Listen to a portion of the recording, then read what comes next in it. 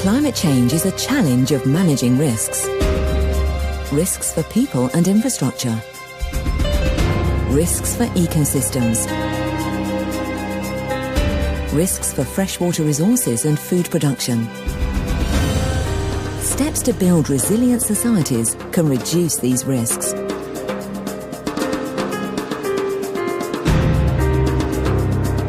Adapting to climate change can benefit communities, economies and the environment.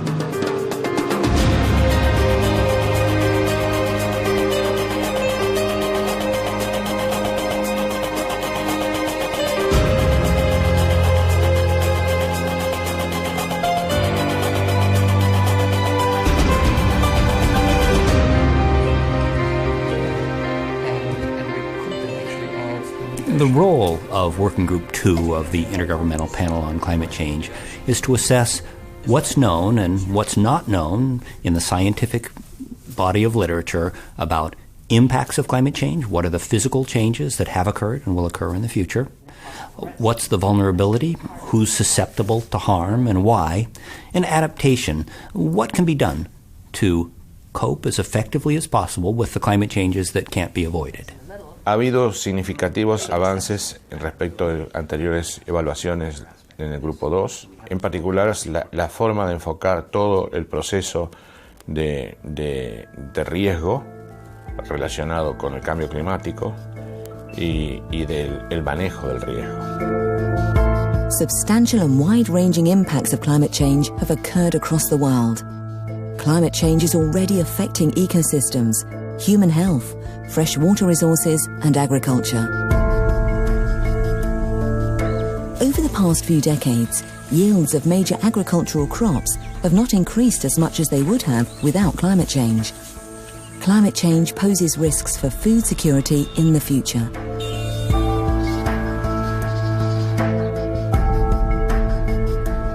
Ongoing warming and acidification of coastal waters have impacts on marine ecosystems.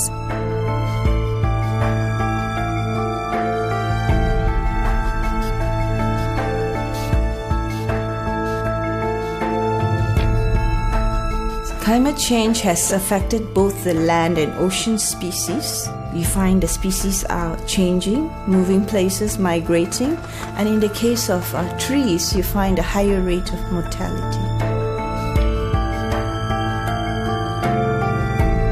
The main message from all of these observed impacts is that many features of ecosystems and the economy are very sensitive to changes in climate. And when we look forward to the possibility of changes in climate that are much larger than the ones we've already seen, the risk of much greater impacts is also very clear.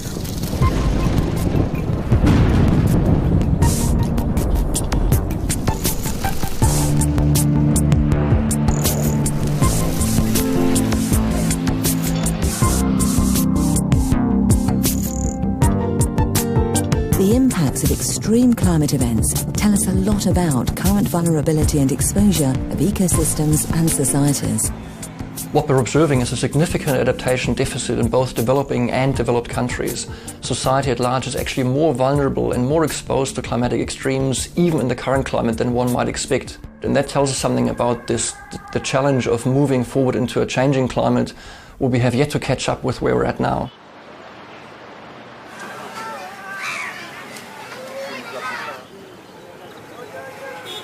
Poverty can intensify the impacts from climate change. Living at the margin of society and being highly exposed, like living in a floodplain or being homeless, makes people vulnerable to climate change, not a flood or a drought or heat stress per se. So it's about these inequalities that exist in every society, both in the north and the south, that make people vulnerable. And often they're associated to gender, to age, well-being, health, class, race, ethnicity, and whether or not people have access to resources and a stake in decision-making processes. Risks from climate change really emerge from the overlap between three very different kinds of factors. One factor is hazard. How much does the climate change? What are the extreme events? The second is exposure. What kinds of assets are at risk? property, investments, economic values. And the third is vulnerability. What's the sensitivity to harm, the potential to be harmed for people and ecosystems? And if there are going to be damages from climate change, risk, they really emerge from the overlap between these three. The overlap between the climate hazard, the exposure, and the vulnerability. That's what produces climate-related risk. Risk. Are we prepared for the challenges we face now?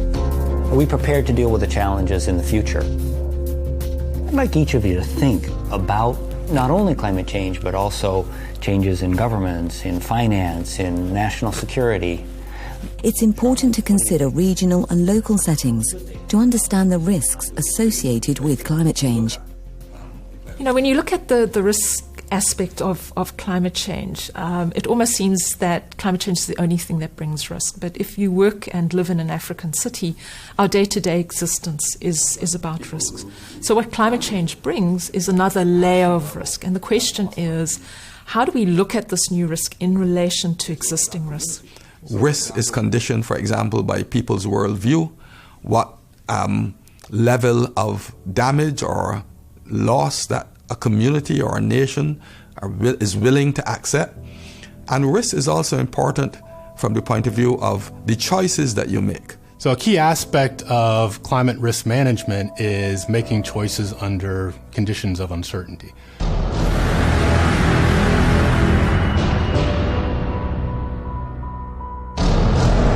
Future greenhouse gas emissions and land use change will determine the magnitude of future climate change. Risks for people, societies, economies and the environment increase with further warming. Mitigation can reduce risks. Adaptation to climate change is also important for reducing risks. One of the key messages from Working Group 2 is that adaptation and mitigation are complementary activities. One of the real challenges we face is establishing the understanding that the benefits of adaptation and the benefits of mitigation play out on different time scales. Sure. The effects of adaptation can be more near-term and immediate. But mitigation actions implemented early can make it easier to adapt more effectively in the long term. Investments in mitigation in the short term really lead to an era of climate options in the long term. Adaptation to climate change is starting to occur. Flood barriers and improved drainage reduce the risks from flooding in large cities. Farmers are managing their lands differently. For example, changing their planting times or using different varieties.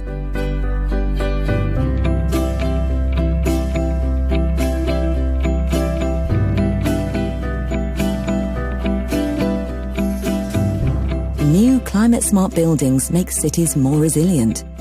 Green roofs decrease the risk of flooding during heavy rainfall and keep buildings naturally cooler during heat waves. So what we have here is a new technology that's being implemented, it's effective, and it's attractive. And I agree. I think the real challenge is this is an experiment in a resource-rich environment. So the question is, how do we find similar lessons that we can scale up in places in the global south?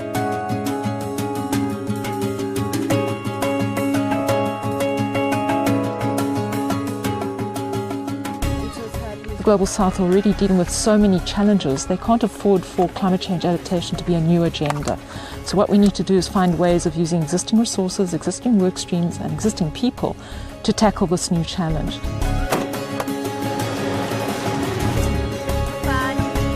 Durban's most ambitious climate adaptation project is the reforestation in the Bottles Dry landfill site. The project combines carbon sequestration and restoration of ecosystem services with community upliftment.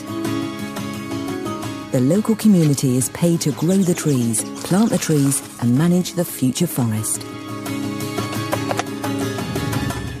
The project helps the community to change their livelihoods and also to improve the environment that we are living in.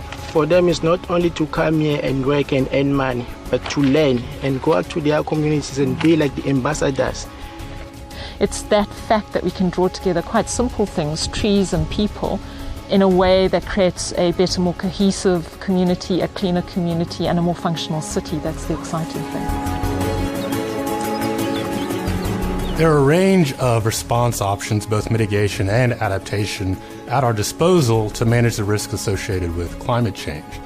Now, regardless of which option we want to pursue, there's a common set of ingredients we need to facilitate implementation. So we need resources.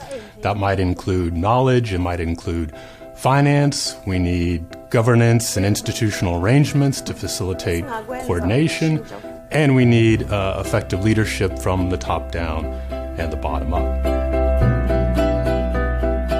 In facing a future with climate change, where there's uncertainty, we need to view it as a challenge in managing risks. The way I look at it is that adaptation in response to these risks, some of which are well known and some of which are not, is trying to find a way to build a society that's more vibrant, more secure, richer, and fundamentally more resilient. So then the question is, how are we going to achieve that? The how involves a wide range of future steps that need to be taken at every level in society, from